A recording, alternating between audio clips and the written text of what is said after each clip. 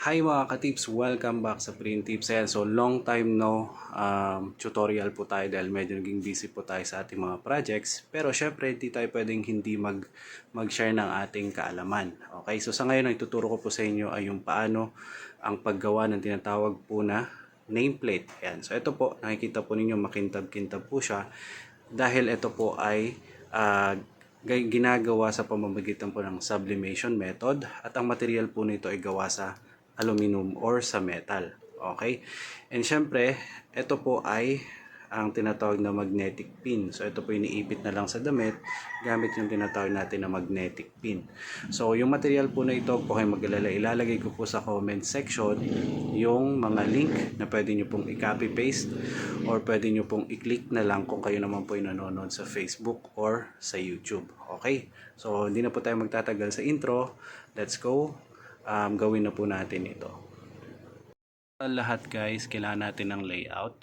So ito po yung ating A4 na paper. So ang kasya po dyan ay nasa 16, no? 2, 4, 6, 8, 10, 12, 14, 16, 18. So nasa 18 na piraso yung pinagkasya ko po dito.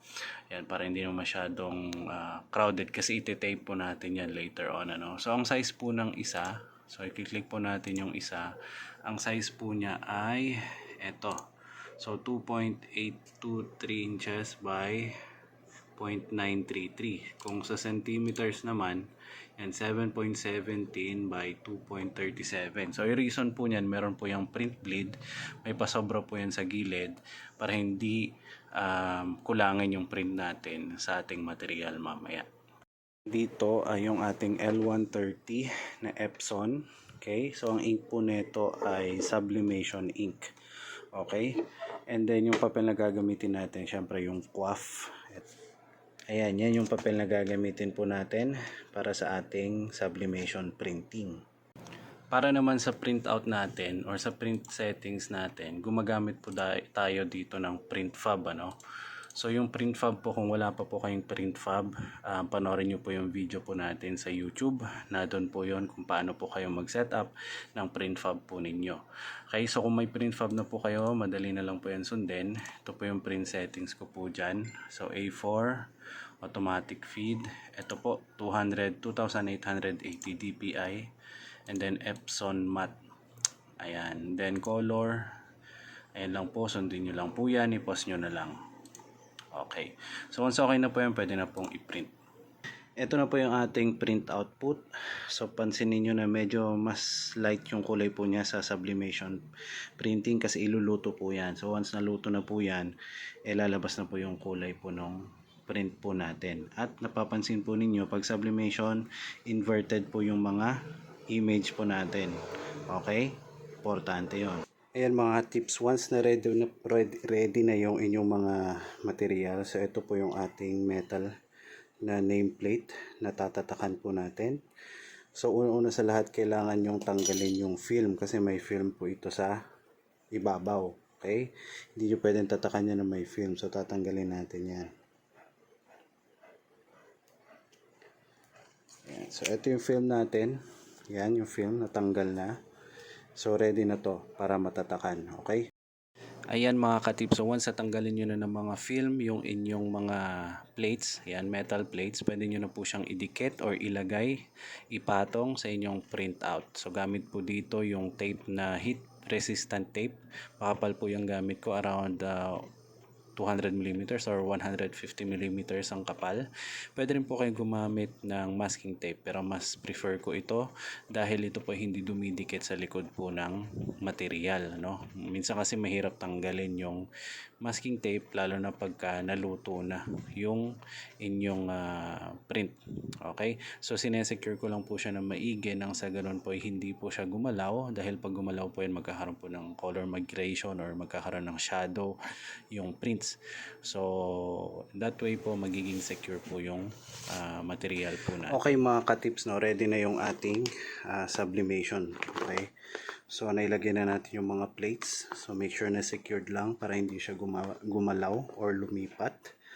Ito naman po yung ating temperature, 210 degrees Celsius over 50 seconds. So take note po yan, ano, 210. and 50 seconds. Kasi bababa pa po yan pagka nilagay nyo na po yung mga plates. Yan. So, ganito po ang paglalagay. Nasa ilalim po yung mismong material.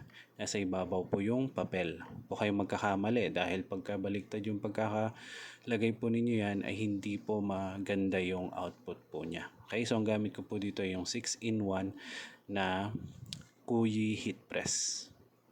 Share ko lang no mga ka-tips, itong 6-in-1 heat press po nito ay sobrang madaming kayang gawin. No, maliban dito sa ginagawa natin, kaya mag-print ng mugs, ng cup, ng t-shirt. Diyan din ako gumagawa ng lanyards, keylace, and yung plates, sublimation plates, pwede din. Mugs, pwede din, So, sobrang sulit po niyan sa mga gustong mag-start Yan, the ng moment printing. of truth mga katips. Na-press na natin to. So, kailangan na natin siyang tanggalin sa papel. Okay, hopefully wala tayo reject, no? Yan, so ito, tanggalin natin yung tape. Maganda dito sa heat resistant tape na to, madali lang siyang tanggalin. Okay, hindi siya napuputol unless putol talaga yung tape po natin. Yan. Tanggalin lang natin yan. Please lang siya tanggalin. So, ito isa. Ayan, si Matt. Okay, 1,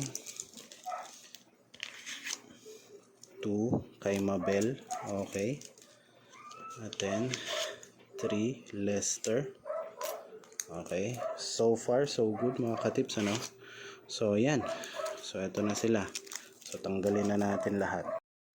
Ayan nga mga ka-tips, no? So tinatanggal na po natin isa-isa yung ating mga print na nameplates, and so far so good, wala po tayong reject. 100%, no?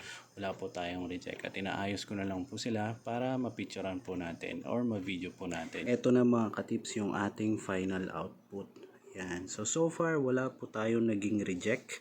So syempre may mga finger marks lang dahil hinawakan natin kanina, pero konting punas lang po yan ay pwede na po siya, no? So ayan. So hopefully may natutunan po kayo ngayon mga katips, Ito namang magnetic pin niya, madali na lang po yan. Ididikit nyo na lang po yan sa likod. Ayan mga ka-tips, no? So nakita po ninyo yung step by step process kung paano po gawin itong nameplate po na ito. And hopefully may natutunan po kayo, at kung meron man, please huwag kayong mahihiya na mag-follow or mag-subscribe sa ating mga social media accounts. Okay, so hanggang dito na lang po tayo sa susunod na tutorial po muli. Salamat!